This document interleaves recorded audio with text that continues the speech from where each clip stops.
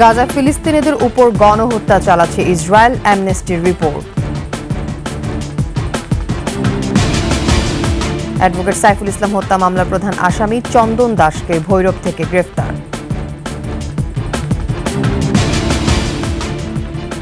চারুকলা ভবন নির্মাণ নিয়ে জাহাঙ্গীরনগরে বিরোধ, অন্যখানে জায়গা খুঁজতে চাপ।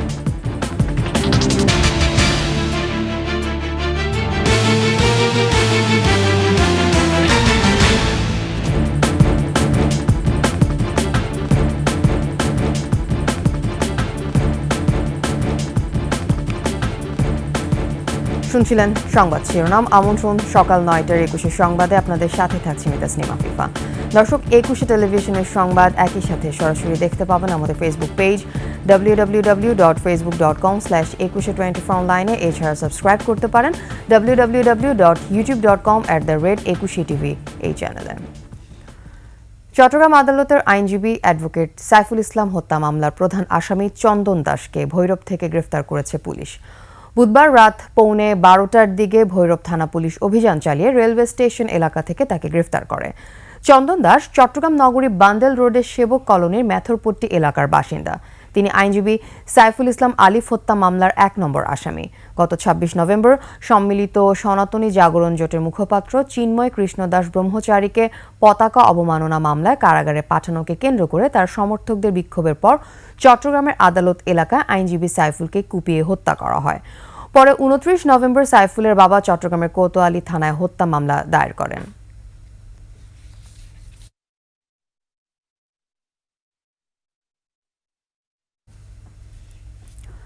জাহাঙ্গীরনগর বিশ্ববিদ্যালয়ের চারুকলা অনুষদের ভবন নির্মাণ নিয়ে পাল্টাপাল্টি অবস্থান নিয়েছে শিক্ষার্থীরা। চারুকলা শিক্ষার্থীরা বলছেন, ক্লাসরুম সংকট সহ নানা কারণে ভবন নির্মাণ জরুরি। আর বিপক্ষে থাকা শিক্ষার্থীদের ভাষ্য, ভারতীয় অর্থায়নে নির্মাণ শুরু হওয়া এই ভবন প্রাণ প্রকৃতি ধ্বংস করবে। আরিফুল ইসলাম সাব্বিরের তথ্যচিত্রে ডেস্ক রিপোর্ট। গেল জুনে বাংলাদেশ ভারত যৌথ অর্থায়নে বিশ্ববিদ্যালয়ে চারুকলা ভবন নির্মাণ কাজ শুরু হয়। যে স্থানে এই ভবন নির্মাণ হচ্ছে সেটি অতিথি পাখির অভয়াশ্রমের পাশে। এতে করে বাদ সাধেন একদল শিক্ষার্থী। তবে বাধা উপেক্ষা করেই অন্তত ১৫০টি গাছ কেটে শুরু হয় নির্মাণ কাজ।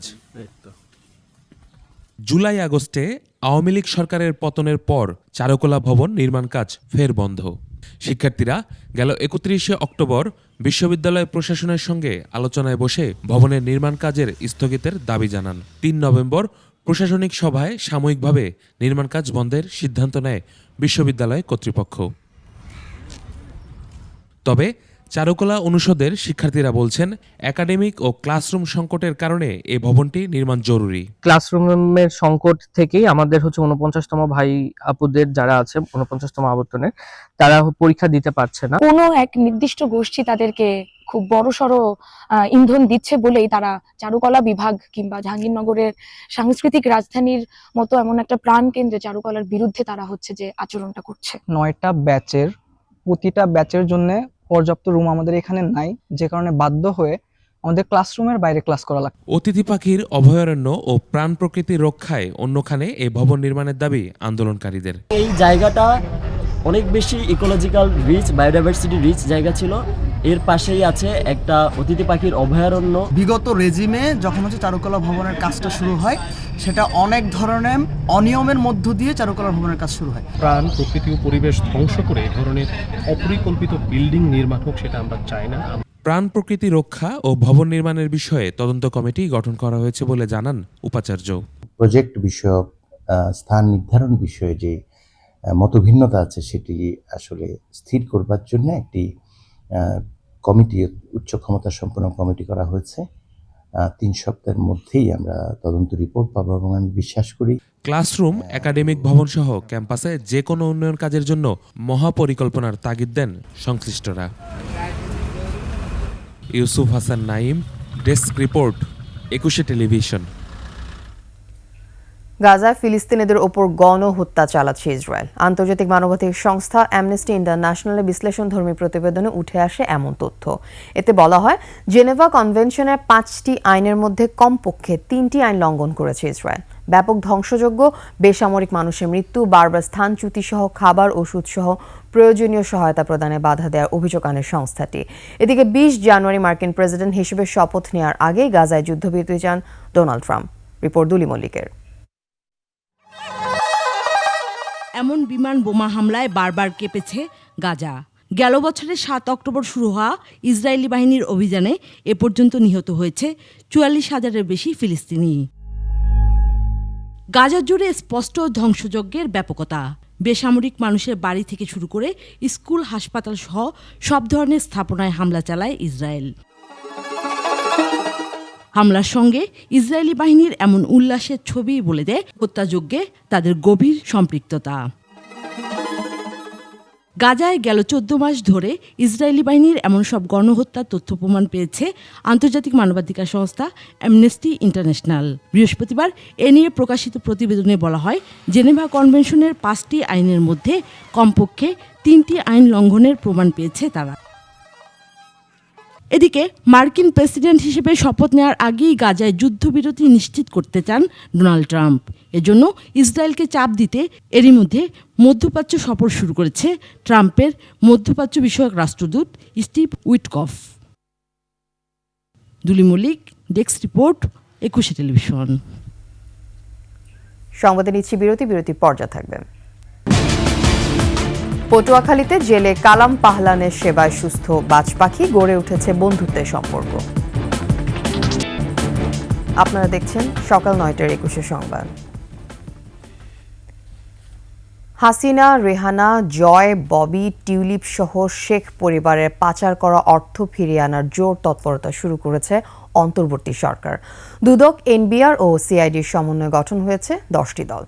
এসব দলের কাজের সমন্বয় করবে বিএফআইইউ। সাবেক মন্ত্রী, এমপি, আমলা ও হাসিনা ঘনিষ্ঠ ব্যবসায়ীদের অর্থ পাচার নিয়েও কাজ করবে তারা। রাজীব জামানের রিপোর্ট। সরকারি কাঠামো গড়ে উঠেছিল, যেটার সাথে যুক্ত হয়েছিলেন রাজনীতিবিদদের সাথে কিছু, একই সাথে আমাদের যারা আমলা আছেন তাদের একটা অংশ এবং ব্যবসায়ীদের একটা অংশ। হাসিনা সরকারের 15 বছরে দেশ থেকে পাচার হয়েছে অন্তত $234 বিলিয়ন। অর্থনৈতিক শ্বেতপত্র প্রণয়ন কমিটির হিসেবে বছরে পাচার প্রায় 2 লাখ কোটি টাকা। বিপুল এই অর্থ পাচারে শেখ হাসিনা, শেখ রেহানা, সজীব ওয়াজেদ জয়, সামা ওয়াজেদ পুতুল, রেজওয়ান সিদ্দিক ববি, টিলিপ জড়িত বলে বিশ্বাসযোগ্য তথ্য রয়েছে গোয়েন্দাদের হাতে। এছাড়া শেখ সেলিম, শেখ তাপস, শেখ ফাহিম, শেখ হেলাল, শেখ তন্ময়, আবুল হাসনাত আবদুল্লাহ, সাদিক আবদুল্লাহ সহ বৃহত্তম শেখ পরিবারের সদস্যদের বিরুদ্ধেও অর্থ পাচারের বিস্তর অভিযোগ রয়েছে। হাসিনার আমলে প্রায় 27 লাখ কোটি টাকা পাচারে জড়িতদের তালিকায় সাবেক অর্থমন্ত্রী আহমদ মোস্তফা কামাল, ভূমিমন্ত্রী সাইফুজ্জামান চৌধুরী জাবেদ সহ আওয়ামী লীগের বহু নেতা, এমপি, মন্ত্রীদের নাম রয়েছে। অর্থ পাচার যেভাবে যে মেকানিজমে হোক না কেন, এটা কিন্তু অর্থনীতির জন্য মানে রক্ত ক্ষরণ আমি বলবো। এটা অর্থনীতিকে দুর্বল করার জন্য এটাই যথেষ্ট। প্রতি বছর আমাদের দেশ থেকে $16 বিলিয়ন পাচার হয়ে যায়। ব্যবসায়ীদের মধ্যে এসালম গ্রুপের সাইফুল আলম মাসুদ, বেক্সিমকোর সালমান এফ রহমান, সামিট গ্রুপের আজিজ খান, নাসা গ্রুপের নজরুল ইসলাম মজুমদার সহ জেমকন নাবিল গ্রুপের বিরুদ্ধে সিঙ্গাপুর, যুক্তরাষ্ট্র, দুবাই, কানাডা, ব্রিটিশ ভার্জিন দ্বীপপুঞ্জে এসব ব্যক্তি ও প্রতিষ্ঠান অর্থ পাচার করেছে। বাংলাদেশ ব্যাংকের মাধ্যমে করা হচ্ছে এবং এটার সঙ্গে হয়তো অন্যান্য এজেন্সি ইনভলভ হবে। কাজেই বিদেশের যারা সংশ্লিষ্ট, আমাদের ওই পাশে যারা সংশ্লিষ্ট দায়িত্বশীল এজেন্সিগুলো আছে, তাদের সঙ্গে কিন্তু আমাদের ক্লোজলি কোলাবোরেট করতে হবে। কতগুলো জায়গায় আমি মনে করি যে আশার আমি আলো দেখছি। যেমন কিছু দুর্নীতির ব্যাপারে আপনি দেখেছেন যে বিদেশের পত্রপত্রিকাগুলো কিন্তু সুনির্দিষ্ট রিপোর্টিং করেছে। ইতিমধ্যেই শেখ পরিবার সহ অর্থ পাচারকারীদের বিষয়ে তথ্য চেয়ে সিঙ্গাপুর, যুক্তরাষ্ট্র, দুবাই, কানাডা, সুইজারল্যান্ড, সাইপ্রাসে চিঠি পাঠিয়েছে অন্তর্বর্তী সরকারের সংশ্লিষ্ট বিভাগ। রাজীব জামান, 21 টেলিভিশন, ঢাকা। শিকারী প্রাণী বাজ পাখি, আর এই বাজ পাখির সাথেই ভালোবাসা ও মমতা বন্ধুত্ব হয়েছে পটুয়াখালীর কলাপাড়ার এক জেলের। বাজ পাখি এবং মানুষের অসম বন্ধুত্ব দেখে খুশি স্থানীয়রা। পটুয়াখালী থেকে মুজাহিদ প্রিন্সের তথ্যচিত্রে ডেস্ক রিপোর্ট।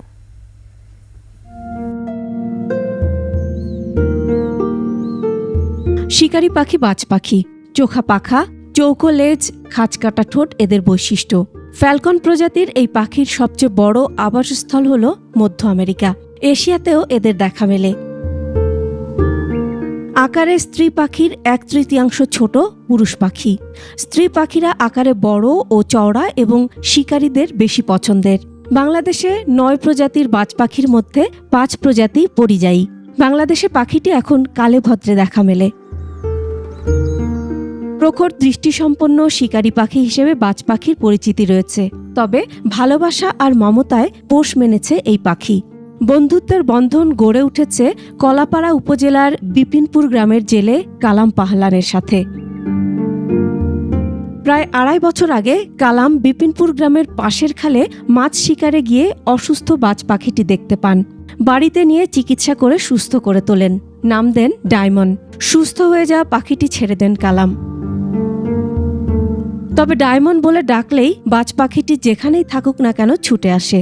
কালামের হাত এবং শরীরের উপরে বসে খুনসুটি করে, খাবার খেয়ে ফের চলে যায়। খাবার দিলে খায়, খাইয়ে আবার উন্মুক্তভাবে এইভাবেই থাকে এবং এইভাবেই যায়।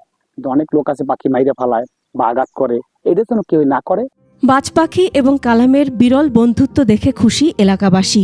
বললাম দিলে লগ লগ দৌড়ে, ও খাল ভরা যায়, ওরাও খাল ভরা যায়। বাড়ির ভিতরে থাকে, হে মাছ পোনা দেয়, এই সঙ্গে পাখিতে কথা শোনে, আমি আর কোনোদিন দেখি না। বন বিভাগ বলছে, বন্যপ্রাণী সংরক্ষণ আইনে বনের কোনো পাখি আটকে রেখে পালন করা আইনত দণ্ডনীয়। তবে বাজ পাখিটি অসুস্থ থাকায় এখানে ব্যতিক্রম রয়েছে। যেহেতু উনি নিজ থেকেই ওই পাখিটাকে বাজ পাখিটাকে রক্ষণাবেক্ষণ করছেন, পরিচর্যা করছেন, সেই আসলেই সেই ইয়ের জন্য আসে। তবে আমি বলবো যে অন্যরা যাতে এই ধরনের প্র্যাকটিস না করে। হিংস্রতা নয়, মমতা ও বন্ধুত্বই পারে সুন্দর আগামী গড়তে। Masum আলিসা, desk report, 21 television. শেষ করছি সকাল 9টার 21 সংবাদ। যাবার আগে সংবাদ শিরোনামগুলো জানিয়ে দিব আরও একবার। গাজায় ফিলিস্তিনিদের ওপর গণহত্যা চালাচ্ছে Israel, অ্যামনেস্টির report. Advocate Saiful Islam হত্যা মামলার প্রধান আসামি চন্দন দাসকে ভৈরব থেকে গ্রেফতার। চারুকলা ভবন নির্মাণ নিয়ে জাহাঙ্গীরনগরে বিরোধ, অন্যখানে জায়গা খুঁজতে চাপ।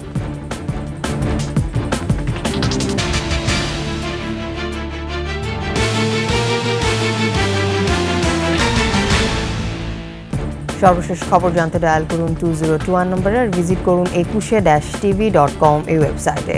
এছাড়া ফেসবুকে লগ ইন করতে পারেন www.facebook.com/2124 অনলাইনে। এছাড়া সাবস্ক্রাইব করতে পারেন www.youtube.com/21tv এই চ্যানেলে। এতক্ষণ সাথে থাকার জন্য ধন্যবাদ। আমাদের পরবর্তী সংবাদ বেলা 11টায় দেখার আমন্ত্রণ রইল। 21-এর সাথে থাকুন।